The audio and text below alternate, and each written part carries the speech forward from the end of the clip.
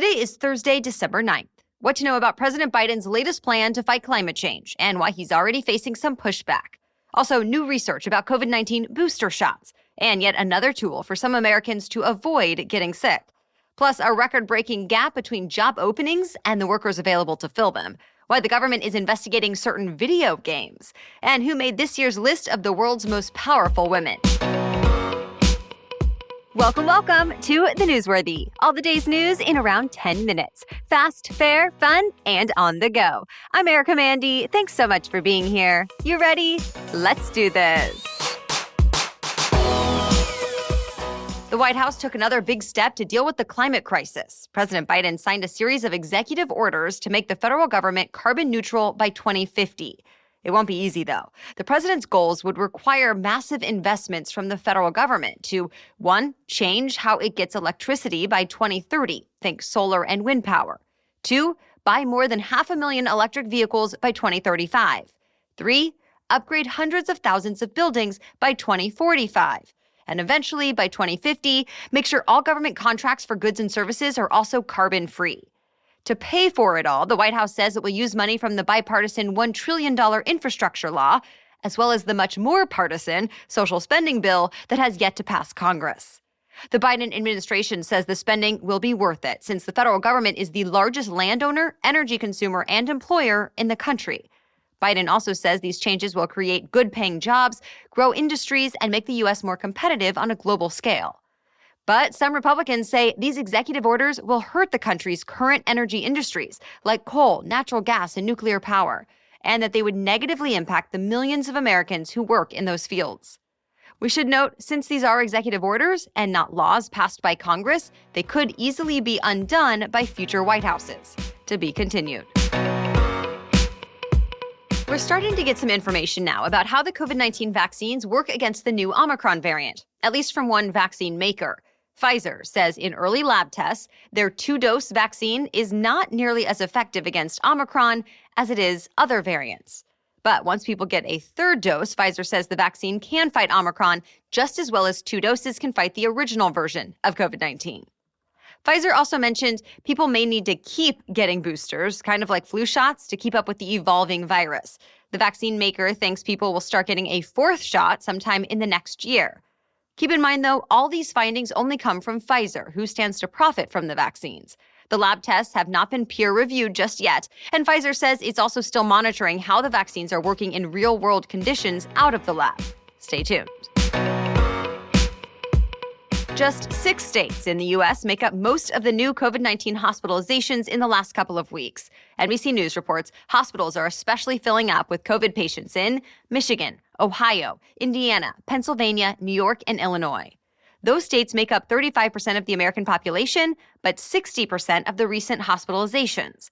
And many hospital systems are preparing for another surge later this winter as more people get together and move indoors where the virus can easily spread. But now there is another tool on the market, besides vaccines, to prevent the most serious cases. The FDA authorized the first injectable antibody cocktail that's meant to prevent COVID-19. Until now, antibodies have only been used as treatments after someone gets sick. The thing is, though, the FDA only authorized this new one for people whose immune systems are compromised in some way, like if they've had an organ transplant, a history of cancer, or certain autoimmune conditions. But it's not for young kids, it's only for those 12 and up. There are still 3 weeks left in 2021, but sadly, at least a dozen major American cities have already broken yearly records for homicide. One of them is Philadelphia. It's seen a 13% rise in killings from last year. And even though the population is smaller, Philadelphia has seen more homicides than either New York City or Los Angeles. Other cities that have hit records are Portland, Oregon, Austin, Texas, Tucson, Arizona, and Rochester, New York, just to name a few. So why is this happening now? Experts point to a few reasons, like a law enforcement shortage, fewer arrests, and continuing hardships from the pandemic. After-school programs and nonviolence programs also shut down because of COVID-19. And unfortunately, some of the cities are breaking records that were just set last year. New data shows job openings in the U.S. approached record levels in October, and there are not nearly enough workers to fill them. The Labor Department says there were 11 million job openings and only about 7.4 million people unemployed. Or to put it another way, for every 3 job openings, there were only 2 people looking. That's the widest ratio on record dating back 2 decades. As the Wall Street Journal reports, people who are unemployed or looking for better jobs have been using the gap to their advantage. Workers are quitting jobs or holding out for higher pay, more flexible working conditions, and better benefits. And Goldman Sachs says the worker shortages won't resolve quickly, especially since some of the people who left the workforce during the pandemic just decided to retire early and aren't coming back. And others have started their own businesses. Now the most openings are in the hospitality and food service industry. More news is just ahead, but first, a quick break to thank our sponsor. While we want to believe the holidays are a joyous time, that's not always the case. It can be a difficult season for many people, from just the stress of managing everything holiday-related, to strained family relationships, to missing loved ones no longer with us. Whether it feels big or small, there's no reason you need to deal with it alone. BetterHelp wants to help. BetterHelp will assess your needs and match you with your own licensed professional therapist. They have counselors who are specialized in stress, anxiety, grief, relationships, and much more. And if you're ever not happy with yours, just change counselors anytime until you find the right fit. You always connect in a private online environment. Whether you're texting, talking on the phone, or connecting on a video call, it's secure and confidential and helpful. It's even more affordable than traditional offline counseling, and financial aid is available. I want you to start living a happier life today. As a listener, you'll get 10% off your first month by visiting betterhelp.com/newsworthy. Again, that's betterhelp, HELP.com/newsworthy. A 50-foot Christmas tree with 10,000 ornaments and 100,000 lights that sits right outside the Fox News headquarters was set on fire. Police arrested a man they say climbed the tree just before the fire broke out early yesterday morning. He's now been charged with 7 counts, including arson. Police say they're investigating whether drugs or mental illness played a role. Thankfully, no one was hurt and the fire did not spread to any nearby buildings. Fox News Media says a replacement tree will be lit by this evening. The head of Instagram is calling for more regulation on the entire social media industry. Adam Mosseri testified in front of Congress for the first time, and he faced tough questions from lawmakers in both parties about the potential impact of Instagram on young people's mental health.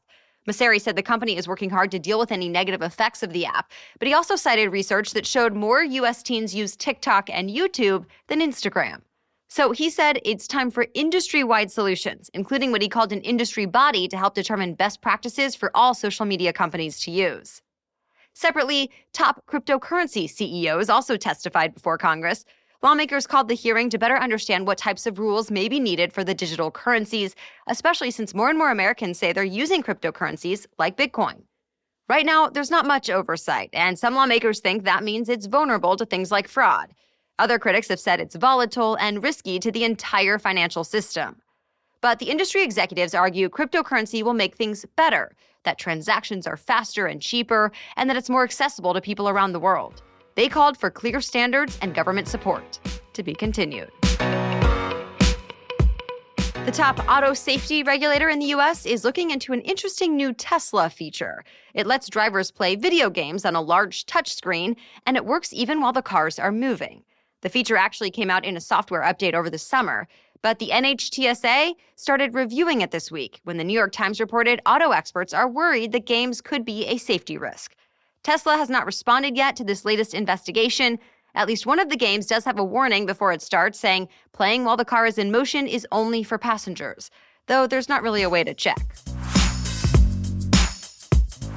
It's one of the most massive planets ever discovered. It's 10 times bigger than Jupiter, and it's orbiting a pair of stars so hot and massive that some astronomers did not think a planet could ever exist in that environment. In fact, the European Southern Observatory says it's the first planet ever found that's around a star more than 3 times as massive as the sun. The star system is also more than 3 times as hot as our sun.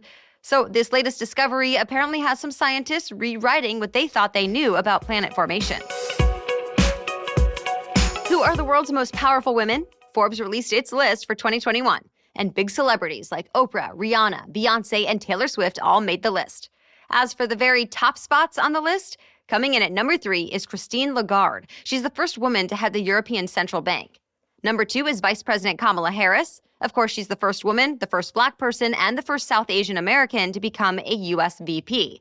And the most powerful woman in the world this year, according to Forbes, is Mackenzie Scott. She's a philanthropist, author, and the ex-wife of Amazon founder Jeff Bezos. She signed the Giving Pledge, meaning she promises to give away at least half of her wealth over the course of her lifetime. Well, that's it for the main news today, so now it's time for Thing to Know Thursday. And today we're talking about the digital divide, how so many of us are seemingly always connected to the World Wide Web, while others have never been online before. But first, a quick break for our sponsor. When was the last time you got on a bike and actually wanted to go up a steep hill? You can with e-bikes. It's probably why you keep hearing about them. People who use rad power bikes say it's completely transformed everyday life. Here's the best part. Because Rad Power Bikes is North America's largest maker of e-bikes, they have models that can get you biking again, even if it's been a long time. If you're wanting to buy a gift for someone who wants to get out more or who just seems to have everything, then hit up radpowerbikes.com and check out their award-winning lineup of e-bikes. They're in stock and ready to ship. That's radpowerbikes.com. Now back to Thing to Know Thursday. It's official. The pandemic brought a lot more people around the world closer to their technology. A recent United Nations report says nearly 5 billion people now use the internet. That's up from 4.1 billion in 2019. Of course, that was probably because of lockdowns, remote work and school, and big increases in online shopping and banking. But all of that is still foreign to a lot of people around the world. The UN says 37% of the world's population has still never used the internet. Most of those people live in developing countries. Tech giants are trying to reach the unconnected people, though. For example, Google and Meta recently teamed up to build a massive new cable connecting Japan to countries in Southeast Asia. Meta also set up a mobile data program in Africa. And then there are companies like Amazon and SpaceX that focused on getting more people internet through satellites. So it seems getting the whole world online is now more of a question of when rather than if. Thank you so much for listening and for sharing the show today. We'll be back with much more news to know tomorrow. Until then, have a great day.